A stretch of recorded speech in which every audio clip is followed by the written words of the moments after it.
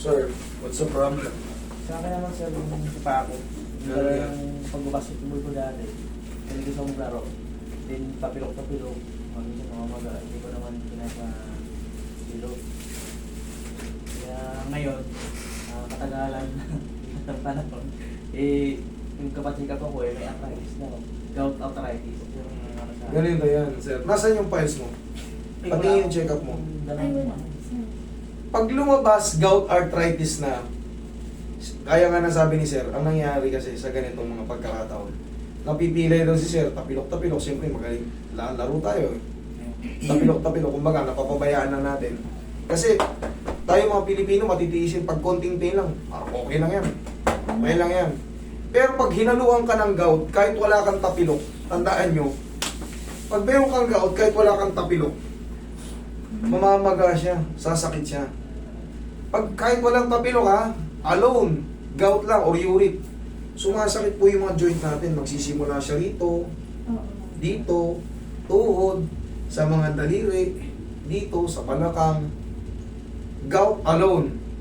Pero kung may matagal na dyan, na nasira nun dahil sa kakatapilok mo, tapos hindi mo naman napapa-adjust, yun yung tutubuan ng mga spar. Yun na yung lalabas na ngayon na arthritis.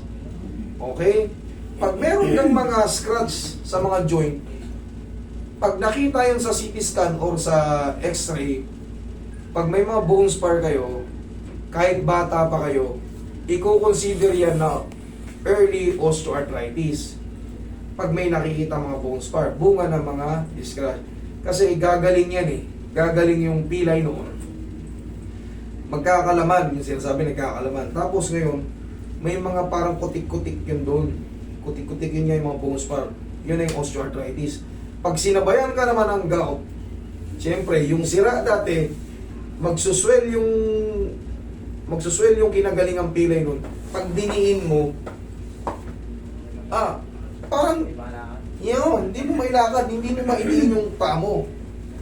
Ngayon, ano bang sagot sa ano? Kahit gout alone. Sabi nga sa inyo, kahit wala yung mga pilay na yan, pag may gout kayo or uric, the same yan, masakit na yan. Anong sagot dyan? Celery, carrots, green apple, cucumber. Yung apat na yan, i-blender nyo yan.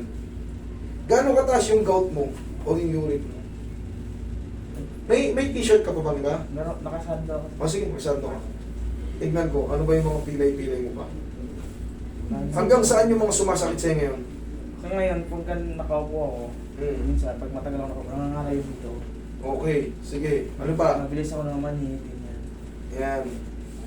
Ganun lang ako. Sige. May short ka na ano? Boxer ako na dito. Tanggalin ko ba? Minsan salitan sila. Sige, higa ka. Tingnan mo ka. Nagsasalitan siya ng mabaga. Ito lang yung pinakamasakit dito. Minsan dito.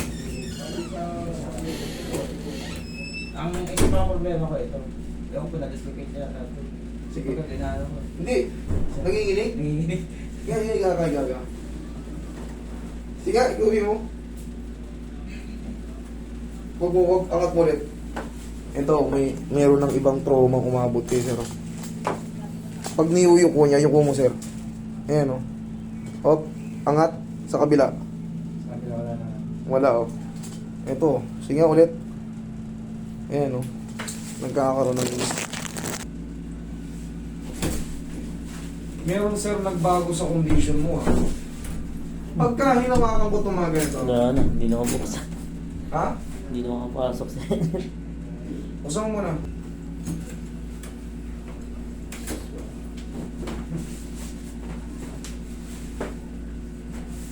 Sige.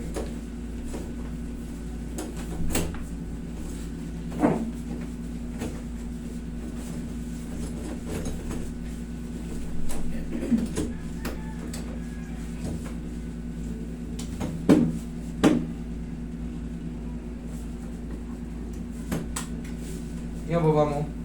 Baba mo ulit.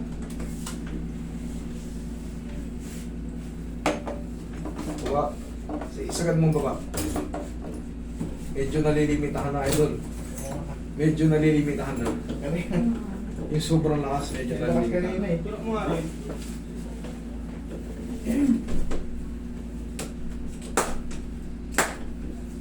Matagal niyang iniintay. Simula pa nung college siya. Wala pa Nangyari naman nung siya. college siya. Yung tapilok niya doon sa PE nila. Huwag mo hilangin. Ang nangyayari kasi ganito, Yan, nakatulog once yan. na matapilo kayo, pagka may nararamdaman kayo talagang kakaiba, after 2 weeks, ipaayos nyo.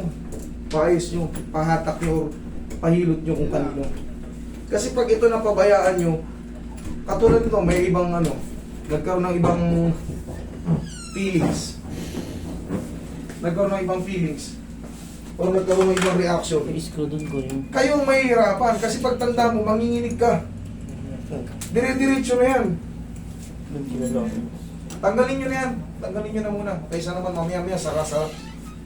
Baklasin nyo na yan, papalitan nyo na ng bago. Kasi masasara naman katulad nung nakaraan. Iwas na iwas. Tanggalin nyo na ako.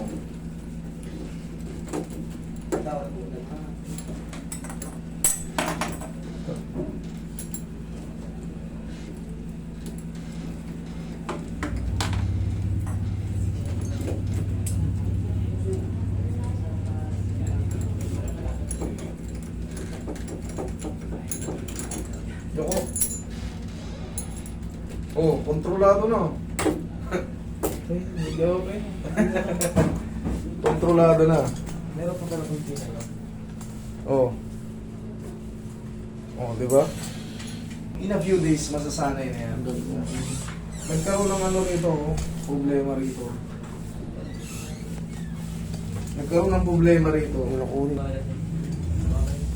Okay na siya. Hindi sa masabi.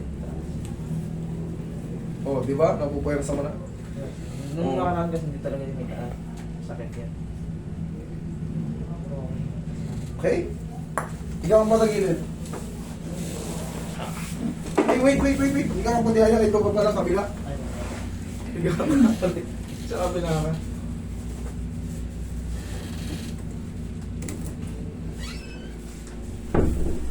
Left and right, left. Okay.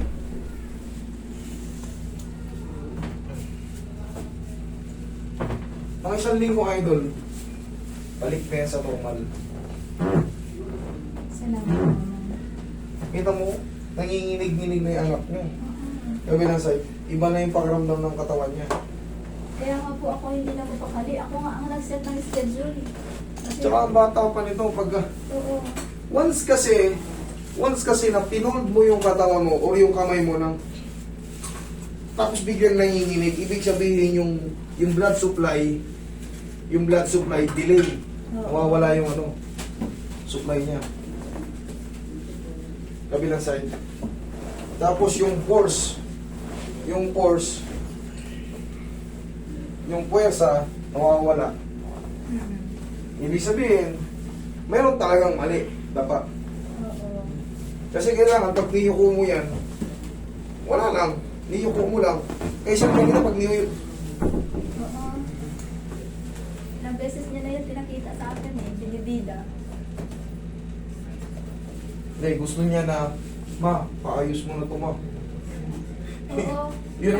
Yun ang gusto niya ipaiwatig, ma. Yeah. Paano ko ito ipaayos natin? Paano natin ito mapaayos? Ng personal, ihaya ka, sir. Actually kasi kanina dumaan din kami doon. Alam niya na nagpa-schedule ako para dapat sa kanilang dalawa yun.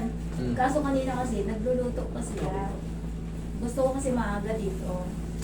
So, yun. Next na Nag-reset lang tayo daw mo, siya. okay. Sige, okay. Inhale. Exhale. Kung saan kayo nagpabook, doon lang kayo ulit mag-chat. Oo. Tapos, diyan ka lang muna, sir. Tapos, daliin niya yung, kailangan magpa-x-ray muna siya. Yung mga part na masakit sa kanya. Oo. Meron din po. Try mo nga, sir. Oh, kaya na, bearable lang. Ito na yan. Oh, Hindi na lang. Sige, sinasagad daw. pag sinasagad. Kanina Pero hindi pag, nasagad din eh. Ayun, sagad na. agad na sagad na. Galing? Ang galing. Thank you, Lord, siyempre. Kasi alam mo, Okay, buka. pinakita ko sa kanya itong gawa mo. Hmm. Tinitingnan niya lang. May pinakita pa ako sa kanya, di ba? Pero ito yung napili niya. Diyan, habang tumatagal yung mga araw, yayakapin na yan na okay na. Okay? Ngayon kasi may mga trauma pang kaunti, pero nasasagad niya na, oh. Nasasagad niya na ng pagganon, nadidiinan niya na ng pagganon. Ibig sabihin, okay na. Yung mga panginginig-ginig ng konti, in a few days, believe me, mawawala na yan. Okay? Tayo ka. Sa balakang naman, pagkagising sa umaga. Ikaw nga. Ganyan, ganyan ako kanina, ganyan din. Di ba? Sige ikaw. 1, 2. Yun lang. Huwag lang sobrang lakas. Okay na. Basta 1, 2 lang, ha? Okay na? Okay. Thank you. So, Thank you. Thank you.